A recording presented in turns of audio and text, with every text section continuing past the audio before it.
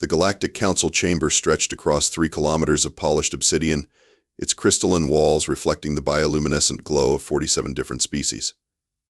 Each delegation sat in their environmentally controlled pods, breathing their preferred atmospheres while contemplating what they collectively believed was the most important decision in galactic history: the eradication, or at least severe limitation, of humanity's expansion into civilized space. Captain Maya Rodriguez sat alone in the human delegation pod, her fingers drumming lazily against the armrest of her chair. She wore a simple blue uniform that looked almost quaint compared to the elaborate ceremonial armor and exotic biosuit surrounding her.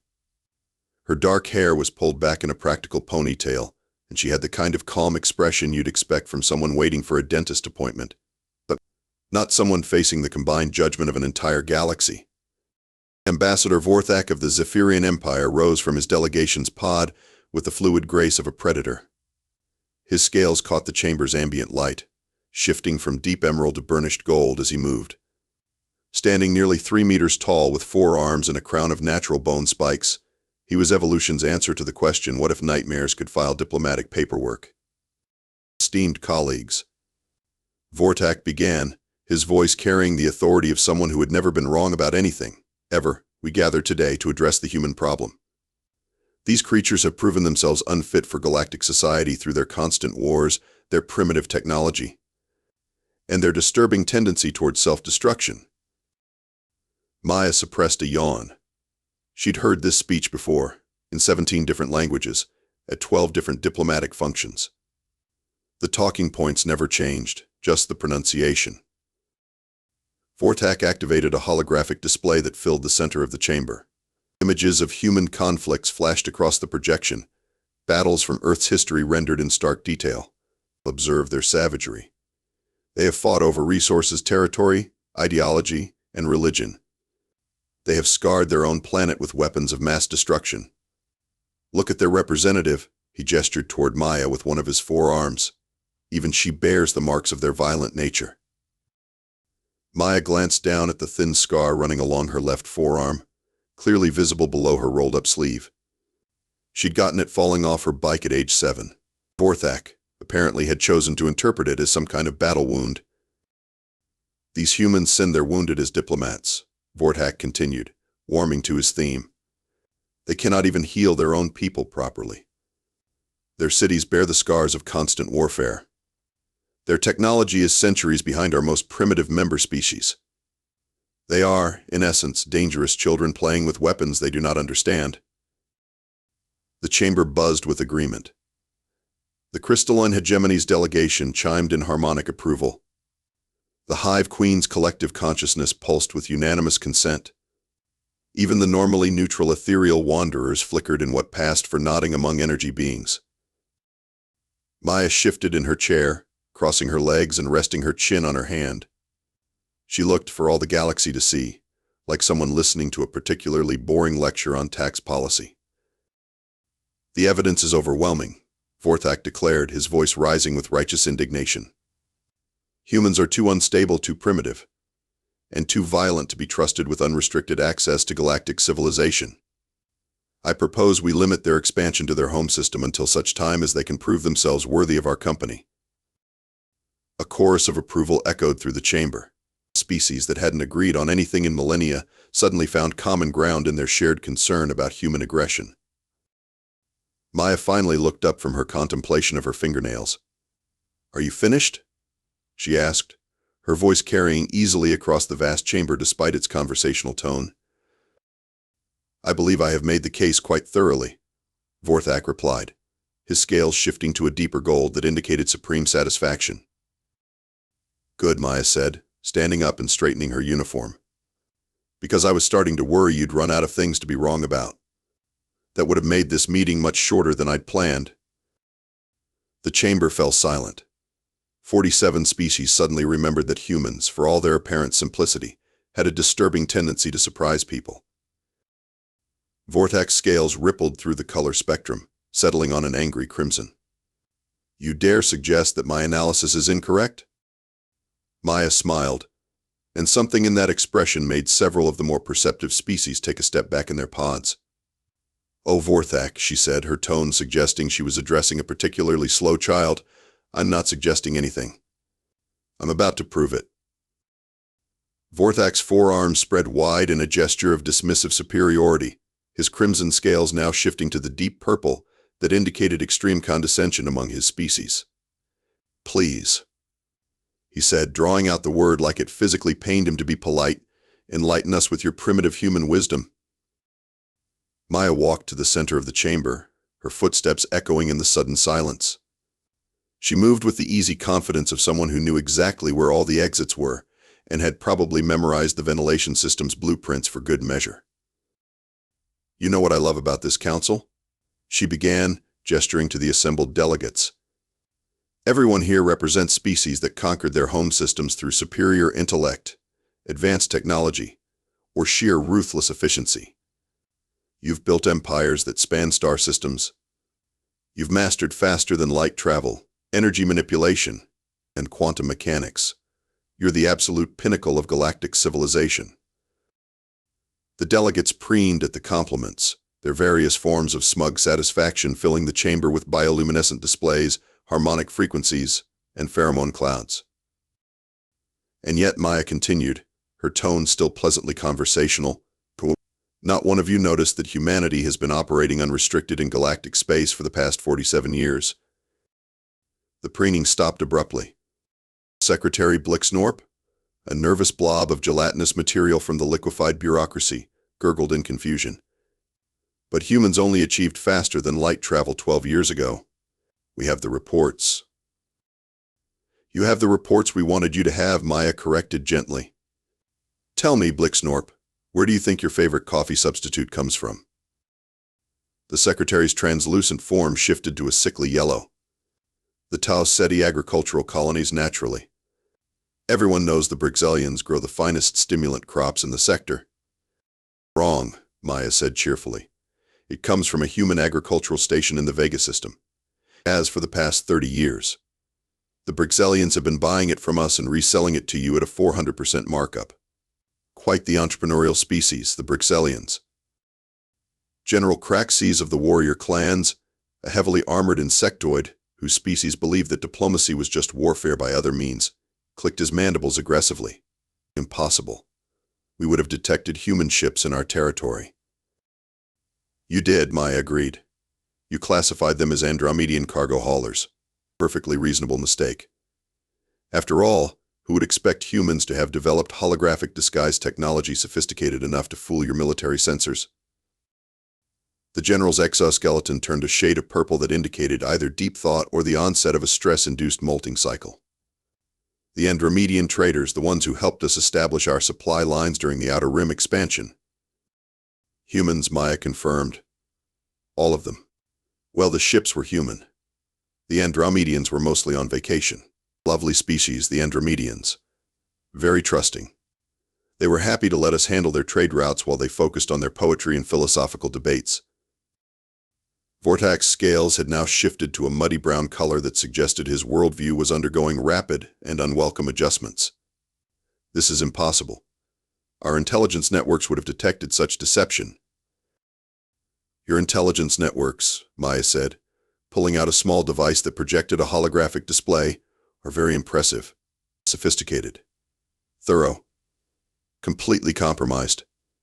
She activated the projector, and suddenly the chamber was filled with detailed schematics of every major intelligence operation conducted by the assembled species over the past 2 decades. The Zephyrian Empire's Operation Silent Strike against the crystalline hegemony. She read from the display like she was reviewing a grocery list. The Hive Queen's infiltration of the ethereal wanderers' meditation networks. The warrior clan's not-so-secret development of quantum destabilizers. Oh, and my personal favorite. The liquefied bureaucracy's attempts to corner the galactic paperwork market by introducing mandatory forms for breathing. The silence in the chamber was now so complete that several species began checking if their life support systems were still functioning. Maya continued scrolling through the data with the casual efficiency of someone checking their email.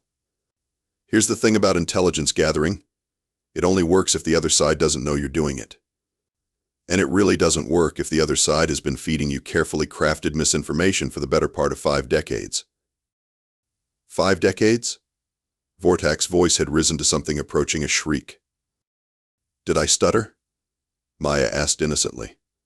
Humans have been active in galactic space since your great-grandfather was still laying eggs, Vorthak. We just preferred to keep a low profile. Amazing how much you can accomplish when everyone assumes you're too primitive to be a threat. Maya tapped her device, and the holographic display shifted to show a 3-dimensional map of the galaxy. Tiny blue dots began appearing throughout the star systems, each one pulsing gently like a heartbeat. Each of these dots represents a human operation that has been running continuously in your territories, she explained, zooming in on various sectors. Observation posts, research stations, diplomatic outposts, and what we like to call insurance policies. The assembled delegates stared at the display with the kind of horrified fascination usually reserved for watching a traffic accident in slow motion. The blue dots were everywhere, scattered through every major star system, clustered around strategic locations, and forming networks that spanned entire galactic arms.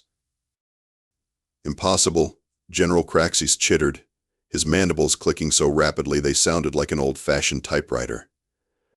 Our border security would have detected unauthorized installations. Oh, they did, Maya said brightly. Remember the Proxima Station incident 15 years ago? Your forces discovered what you thought was an abandoned ethereal wanderer meditation beacon in your space? We investigated it thoroughly, Craxix replied, his tone growing defensive. It was clearly derelict, possibly damaged by solar flares. It was a human listening post, Maya corrected, and it wasn't abandoned. Lieutenant Commander Johnson was actually inside it when your inspection team arrived. Poor guy had to hold his breath for 43 minutes while your engineers tried to figure out why the air recycling system kept running. The ethereal wanderer delegation flickered with what might have been indignation. Their spokesperson, a shimmering collection of energy patterns that called itself luminous thought ascending, spoke in harmonics that translated as barely controlled outrage. You allowed us to be blamed for territorial violations. To be fair, Maya replied, you never actually asked us if it was yours. You just filed a formal complaint about your property being impounded and demanded compensation. Which I'm happy to report, the warrior clans paid promptly, 37,000 credits, if I remember correctly. Craxis's exoskeleton made a sound like grinding metal. We paid the ethereals for a human spy station? You paid the humans for a human spy station, Maya clarified. We've been subcontracting diplomatic representation through various species for decades, much more efficient than maintaining separate embassy staff for every member civilization. Secretary Blixnorp had turned a shade of green that indicated severe digestive distress. The trade agreements, the cultural exchange programs, the technology sharing initiatives. All human-designed and human-managed, Maya confirmed. We found that galactic civilizations respond much better to proposals when they come from other galactic civilizations rather than from the supposedly primitive newcomers. It's a basic psychological principle. People are more likely to accept advice from someone they consider their equal. Vorthak's scales had now shifted to a pattern of rapidly alternating colors that suggested his higher brain functions were struggling to process the incoming information. The medical supplies during the Rigel Plague outbreak. The Brixelian healers who saved millions of lives. Human doctors with very sophisticated disguises, Maya said. Dr. Patricia Williams won 3 Galactic Medical Excellence Awards under assumed identities. She's got them hanging in her office back on Luna, right next to her collection of thank you messages from grateful patients who still think she was a 7-foot-tall crystalline entity named Healing Light Eternal. The chamber erupted in a cacophony of distressed sounds as 47 species simultaneously realized they had been thoroughly, comprehensively, and embarrassingly outmaneuvered by the galactic equivalent of country bumpkins. But why? Vorthak asked, his voice barely above a whisper. Why the deception? Why not announce yourselves as a legitimate galactic power? Maya's expression grew serious for the first time since the meeting began. Because, Ambassador Vorthak, we learned something very important during our early observations of galactic civilization. Every time a new species announces itself as a major power, every existing power immediately begins planning how to either conquer them, ally with them, or destroy them. The galaxy is not a peaceful place, despite all the diplomatic niceties. She gestured to the holographic display, which now showed a complex web of alliances, conflicts, and tensions spanning the known galaxy. Look at this mess. Trade wars, territorial disputes, ideological conflicts, resource competition. Sound familiar? It should. It's exactly the same pattern of behavior you've been criticizing humans for, just spread across a much larger scale. We have evolved beyond such primitive impulses, declared High Archon Zexthala of the Ascended Consciousness Collective, her telepathic voice resonating directly in everyone's minds with supreme confidence. Maya smiled, and several delegates instinctively moved away from their viewing windows. Have you really? Then perhaps you can explain why your species has been secretly developing psychic warfare techniques specifically designed to lobotomize the Hive Queens? The High Archon's mental presence flickered like a candle in a windstorm. Maya's device projected a new display, this one showing detailed intelligence reports, communication intercepts, and classified military documents that made the previous revelations look like casual gossip by comparison. The beautiful thing about being underestimated. Maya continued, her tone now carrying an edge that made several species translation programs struggle to find appropriate diplomatic equivalents, is that nobody bothers to hide their secrets from you. After all, what could the primitive humans possibly do with sensitive information? She scrolled through the files with practiced efficiency. The crystalline hegemony's plan to monopolize quantum resonance crystals by sabotaging mining operations in the Outer Rim. The ethereal wanderer's experiments in consciousness manipulation that would make your telepathic warfare look like children's games. High Archon. The liquefied bureaucracy's scheme to collapse several smaller governments through selective application of administrative bottlenecks. Secretary Blixnorp had turned completely transparent, which in his species indicated either extreme terror or the onset of bureaucratic shutdown syndrome. And my personal favorite, Maya said, highlighting a section of the display that made Vorthak's scales turn white, the Zephyrian Empire's Project Final Solution, designed to eliminate what your military strategists call genetically inferior species from the galaxy through engineered plagues. Those are classified military contingencies. Vorthak protested, his voice cracking like an adolescent's. Theoretical scenarios never intended for actual implementation. Funny thing about humans, Maya replied conversationally. We have this annoying habit of taking people at their word. When someone develops detailed plans for genocide complete with target lists, delivery systems, and timeline projections, we tend to assume they might actually use them. She tapped another section of the display, showing a complex network of medical stations, research facilities, and rapid response teams. Which is why we've been quietly developing and distributing vaccines, medical countermeasures, and treatment protocols for every biological weapon your empire has ever designed. Just in case those theoretical scenarios became less theoretical. The chamber had fallen so silent that the hum of life support systems sounded like industrial machinery. The Andromedan fever that decimated your outer colonies 5 years ago. Maya continued, the one that mysteriously burned itself out just before it could spread to your core worlds? That wasn't a natural mutation. That was our medical teams working around the clock to engineer a solution that would stop the outbreak without letting anyone know we'd intervened. Vorthak's forearms were now shaking visibly. Andromedan fever was a natural disaster. Our own scientists confirmed it. Your scientists confirmed what we wanted them to confirm, Maya corrected.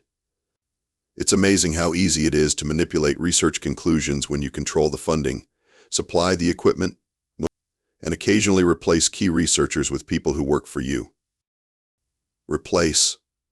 The question came from multiple delegates simultaneously. Oh, nothing sinister, Maya assured them.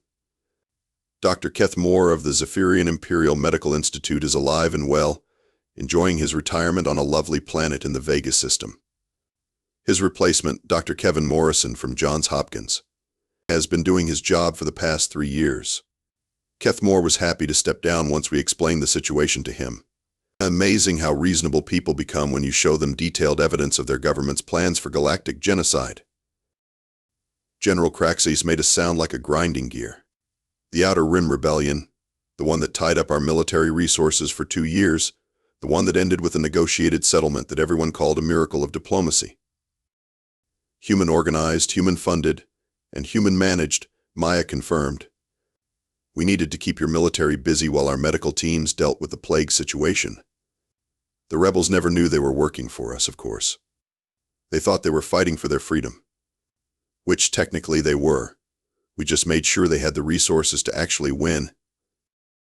But the peace negotiations, Craxis continued, his voice growing smaller. The compromise that satisfied both sides, the terms that experts said were impossible to achieve. Written by our diplomatic corps and fed to your negotiators through carefully planted suggestions, Maya said. Both sides ended up thinking they'd come up with the brilliant solutions themselves. Classic human approach, make people feel smart while gently steering them toward the right decisions. Luminous thought ascending flickered in patterns that suggested deep philosophical crisis. The meditation techniques that revolutionized our consciousness expansion, the ones that allowed us to achieve new levels of spiritual enlightenment. Based on human yoga and meditation practices dating back several thousand years, Maya confirmed. We just made them seem more mystical by adding some quantum physics terminology and presenting them through intermediaries who looked like energy beings. You've been manipulating us for decades, High Archon Zixthala accused, her mental voice sharp with betrayal. Maya shook her head. We've been protecting you for decades. There's a difference. Manipulation implies we were working for our own benefit. Everything we did was designed to prevent wars, stop plagues, and keep various species from exterminating each other. We didn't profit from any of it. We didn't conquer anyone. We just made sure the galaxy didn't burn down while you all figured out how to be civilized. She gestured to the display again, showing a timeline of prevented conflicts, stopped disasters, and averted crises. 43 potential wars, 12 extinction-level events, 6 attempts at galactic domination, and one really awkward situation involving the liquefied bureaucracy trying to regulate the fundamental constants of physics. The silence stretching across the Galactic Council chamber had moved beyond uncomfortable, and was now approaching the kind of profound quiet usually associated with funeral services or the moment before natural disasters. Vorthak's scales had cycled through so many colors that he now resembled a malfunctioning traffic signal. His forearms gestured weakly as he struggled to salvage some fragment of his previous authority. Even if what you claim is true, he said, his voice carrying the desperate conviction of someone trying to convince himself as much as his audience, it changes nothing. Humans remain a violent, unpredictable species. Your own deception proves our point about your untrustworthiness. Maya tilted her head, studying him with the kind of clinical interest usually reserved for particularly fascinating laboratory specimens. You want to talk about trust, Vorthak? Let's talk about trust. Her device projected a new holographic display, this one showing real-time military deployments throughout the galaxy. Ship positions, fleet movements, weapon installations, and defensive networks appeared in stark detail, updating continuously with current data. Every military asset currently deployed by every species in this chamber, Maya announced, updated in real time, courtesy of our observation network. Notice anything interesting? The assembled delegates studied the display with growing unease. General Craxis was the first to speak, his mandibles clicking in barely controlled panic. Those positions are classified at the highest levels. It's impossible for anyone outside our command structure to have such detailed intelligence. Nothing's impossible, Maya replied cheerfully. It just requires proper planning. For instance, did you know that Sergeant Murphy from the Human Colonial Marines has been serving as your personal communications officer for the past 6 months? Lovely man. Makes excellent coffee. Also speaks fluent Craxian, which came in handy when your war council was planning Operation Crushing Fist. Operation Crushing Fist was cancelled. Craxis protested. Because we suggested a better alternative through your strategic advisors, Maya confirmed. Joint training exercises with the crystalline hegemony turned out to be much more productive than the original plan to conquer their outer territories. Plus, nobody had to die, which we considered a significant improvement. Archon Zykthala's mental presence was now flickering like a dying light bulb. The consciousness expansion techniques that allowed us to detect hostile telepathic intrusions, the ones that prevented the mind wars. Human-designed psychic firewalls, Maya confirmed. Dr. Sarah Yamamoto from our psionic research division spent 3 years working with your meditation masters to develop them. They think her name is wisdom flowing through crystal thoughts. Vorthak made one last desperate attempt to regain control of the situation. Your military capabilities remain inferior to ours.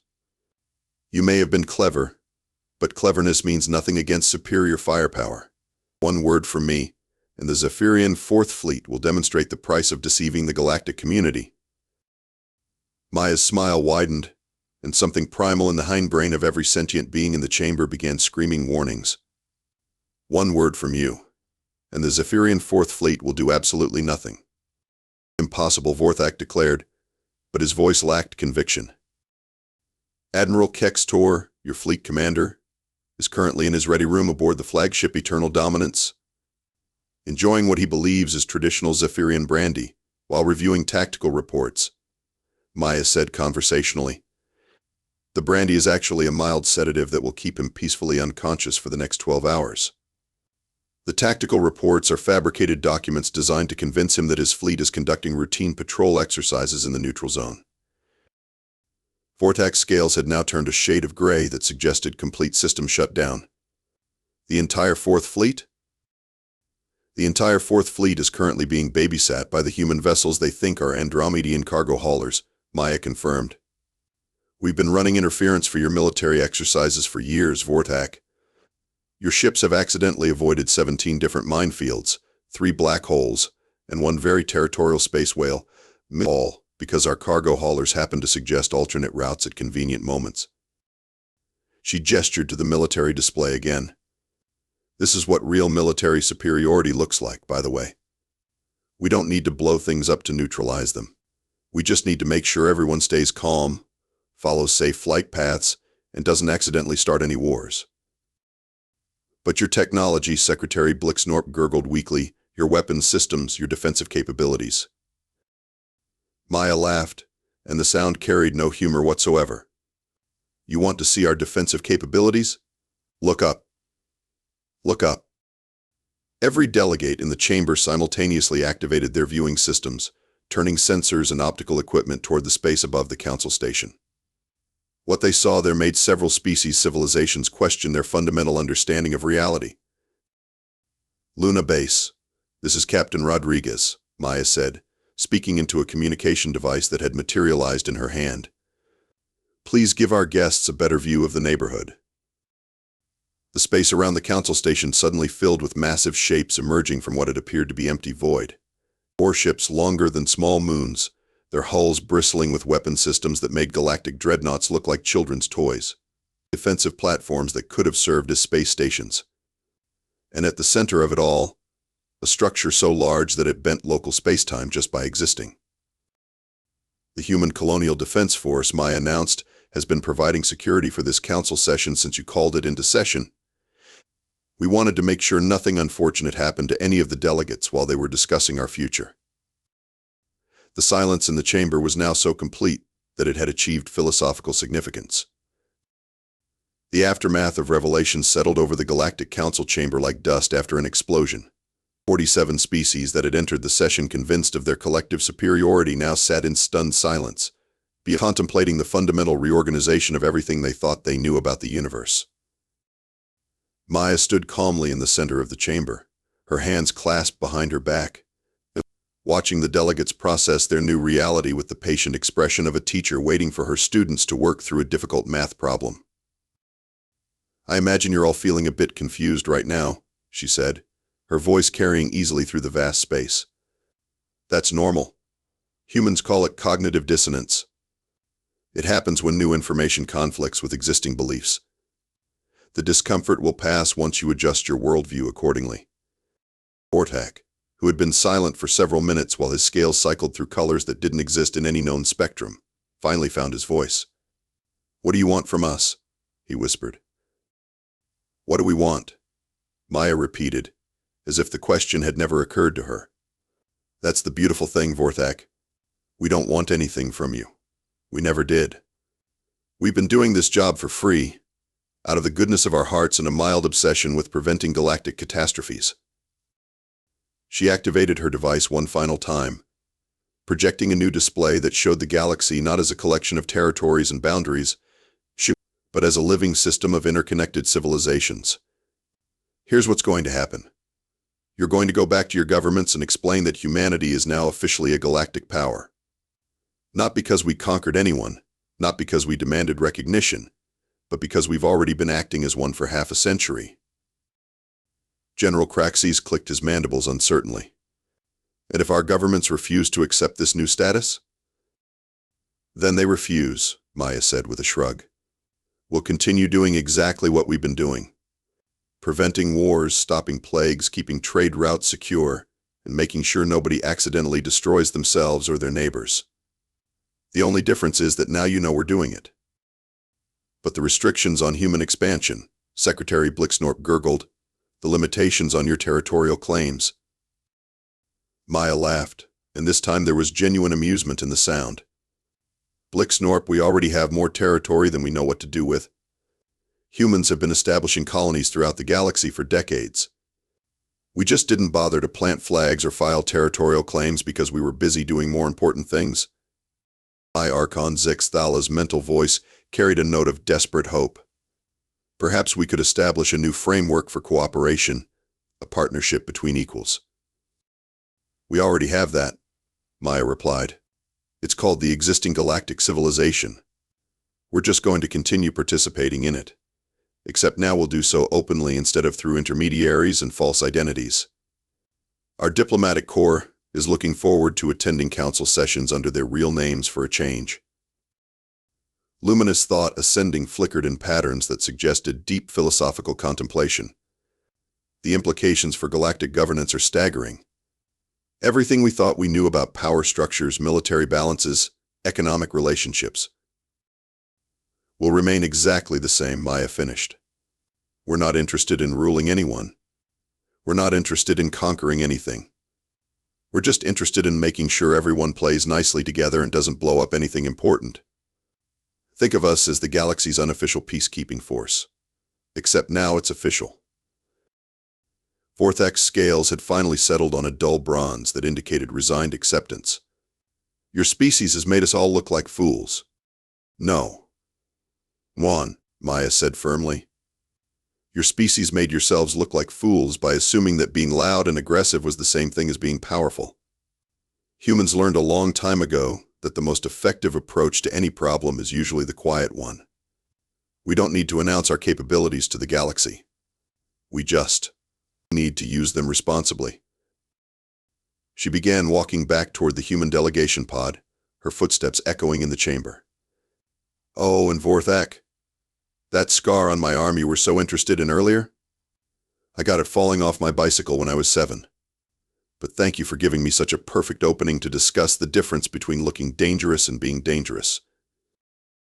The silence that followed was broken only by the soft hum of life support systems and the barely audible sound of 47 civilizations simultaneously reevaluating their place in the universe. "Are there any questions?" Maya asked, settling back into her chair with the satisfied expression of someone who had just completed a particularly enjoyable job. The silence stretched on. "Excellent," she said, pulling out a small device that looked suspiciously like a smartphone. "Luna Base, this is Captain Rodriguez. Mission accomplished.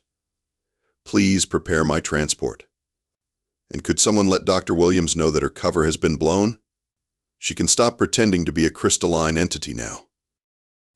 As the human Colonial Defense Force began its withdrawal from Council space, their massive ships fading back into invisibility with the same casual efficiency they had displayed in revealing themselves, Maya Rodriguez sat quietly in her delegation pod and began composing her report. Subject line: diplomatic contact established successfully. Audi. Galaxy now aware of human presence. No shots fired. Minimal property damage. Recommend continuing current operational procedures with updated public relations protocols. Suggest sending fruit basket to Zephyrian delegation as gesture of goodwill. Their ambassador appears to be having some kind of nervous breakdown. She hit send, leaned back in her chair, and smiled. It had been a good day's work. Outside the council chamber, 47 species began the long process of explaining to their governments that the galaxy had a new, an entirely unofficial management structure. And that, quite possibly, this was the best news they'd received in centuries. After all, if someone was going to secretly run the galaxy, it might as well be someone who actually knew what they were doing.